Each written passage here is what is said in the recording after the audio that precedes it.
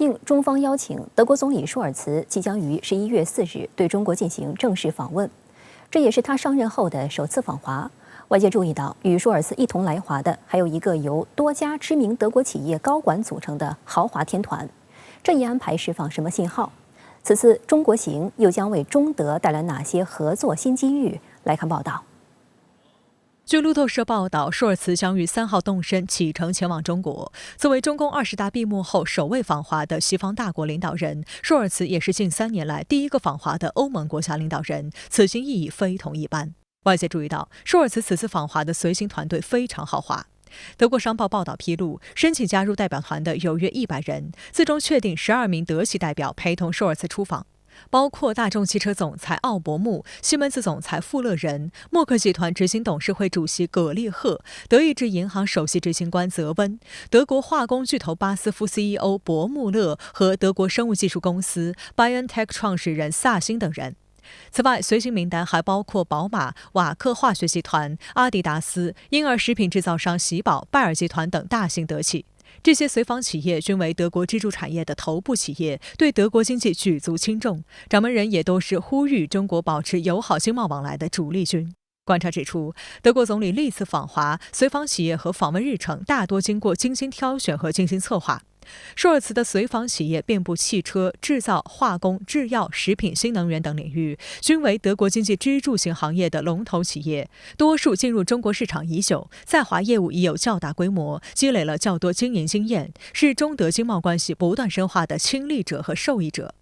另一方面，舒尔茨访华的时机正值德国深陷欧洲天然气危机之际，这场危机不可避免地导致欧盟境内企业的经营困境，需要通过外部力量寻求解决方法。这也是舒尔茨在这次短暂访华之旅中希望达成的目标之一。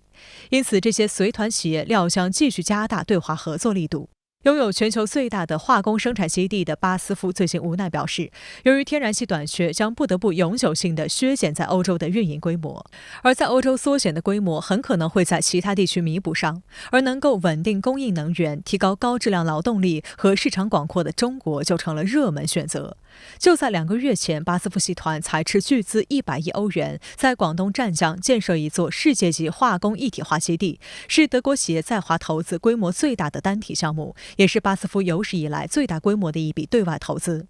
巴斯夫 CEO 伯穆勒在谈论德国对华政策时也呼吁，我们需要停止抨击中国，并进行一定程度的自我批评。他指出，中国市场对于德国化工行业至关重要，呼吁德国政府应当制定一种弹性战略。外界普遍认为，巴斯夫湛江项目的投产对于中德深化经贸投资合作、携手应对疫情冲击、维护全球石化产供链安全稳定具有重要意义。另据德国商报报道，随行团中的西门子公司则计划继续在中国投资马可波罗项目，想把工业软件和工厂自动化等高新数字工业在中国铺开。而西门子总裁富勒仁正是该项目的领头人。他稍早前曾表示，希望到2025年，中国西门子的数字工业部门销售额能够比2020年翻一番。除了与中国进行贸易往来的老牌德企之外，舒尔茨的随行团还有2家新兴公司，业务与中国市场的需求密切相关。一个是生物科技企业 BioNTech， 曾与辉瑞共同研发了基于 mRNA 技术的新冠病毒疫苗。在疫情仍未消退的背景下，中德之间预计将在公共卫生和疫苗开发方面有所交流。另一个则是一家生产建筑供暖系统的公司 GeoClima Design， 专攻德国最新节能技术。虽然这家公司创立时间不长，但其产品却恰好与中国将全面推进绿色转型的目标相符合，而且该公司也早就有向中国市场进军的意向。早在2018年，他就开始在中国寻找合作企业，这一次更是搭上德国总理的顺风车来华访问，或许暗示着其将正式进入中国市场。分析认为，舒尔茨访华为中德经贸合作的持续与深化释放积极信号。鉴于德国在欧盟内部的影响力，这或使欧盟其他国家效仿。德国工商总会总干事长万斯莱本日前接受德国广播电台采访时表示，德国、欧洲甚至整个世界在许多方面依赖中国，并依靠中国来解决一些重大问题，包括气候变化和粮食安全等。因此，对于舒尔茨来说，没有比与中国领导人当面会谈更好的选择。他直言，没有中国，德国将变得更凶，全世界都依赖中国，脱离中国将导致我们失去繁荣。德国工商总会是德国360万企业的代表，由德国国内各地区工商会与海外各商会组成。万斯莱本的表态代表了德国业界的心声，他们看好中国经济前景与营商环境，对在华投资经营充满信心，并迫切希望继续深化与中国的合作。工商总会发声反映了德国主流这个工业界的对于中国的一个立场和态度。作为一个这种外向型经济依赖程度很高的一个国家，我想它现在目前这种状况下很需要这个对外的经济的这种交流，而中国市场对德国的企业来讲，尤其是一个非常重要的一个市场。不过，舒尔茨访华前夕，德国一些政客却发出杂音。德国之声的报道指出，舒尔茨出访中国遭遇了一定的国内压力，联合执政的绿党和自民党屡屡加以干涉。自民党秘书长吉尔萨莱旺称，中国是德国的制度性对手，此次访华尤为不利，德国需要一个新的对华战略。绿党籍外交部长贝尔伯克则要求舒尔茨强硬直面北京。不过，两人却不约而同地承认，中国是德国重要的贸易伙伴国，德国不能在全球化的世界与中国脱钩。德国联邦统计局发布的最新统计数据显示，中国连续第6年保持得最大贸易伙伴地位，是德国最重要的进口来源国。去年，德国自中国进口额增长20.8%至1417亿欧元。与此同时，德国对华投资继续保持增长。中国商务部最新数据显示，今年前9个月，全国实际使用外资金额10037.6亿元人民币，其中从来源地来看，德国实际对华投资增长114.3%。舒尔茨背后有很多的这个脱钩的声音的，所以我觉得舒尔茨能够过来了，一方面反映舒尔茨本人在这个方面还是非常的这个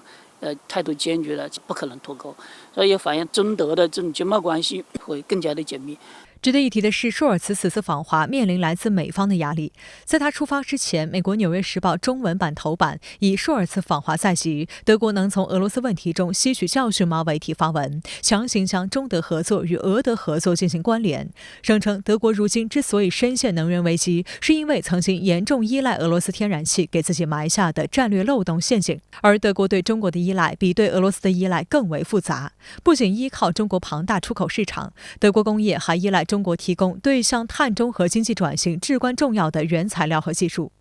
文章无视客观贸易数据，鼓噪中国从与德国的贸易往来中攫取了不少红利，德国失去了对中国的长期贸易顺差。有观察指出，美国舆论对舒尔茨访华集中施压，对德国舆论和政客产生了诱导的效果。不过，背后反映出美国的战略焦虑。实际上，美国优先思维仍在作祟，这严重损害了美国盟友的经济利益。例如，美国与盟友近期最大的一个争端是，根据拜登的通胀削减法案，对美国消费者购买电动汽车提供$7500的优惠。但争议的焦点是，这项补贴只提供给在美国本土组装的电动车，还对电池的美国产品比例提出了严苛限制。这意味着传统汽车大国德国、法国和韩国等国的产品都被排除在外。这项贸易保护主义措施引发了连串的贸易摩擦。德国总理舒尔茨与法国总统马克龙都表示要就此报复美国。在此情况下，10月31号，美国贸易代表戴奇前往欧洲探讨贸易摩擦，但却没有任何进展。另一方面，中国才是全球最大的新能源汽车市场。这次舒尔茨率领多个德国头部企业掌门人访华，新能源合作也是中德探讨的重点议题之一。中国对新能源产业的开放政策与美国的贸易保护主义形成鲜明对比，这无疑令美国越发焦虑。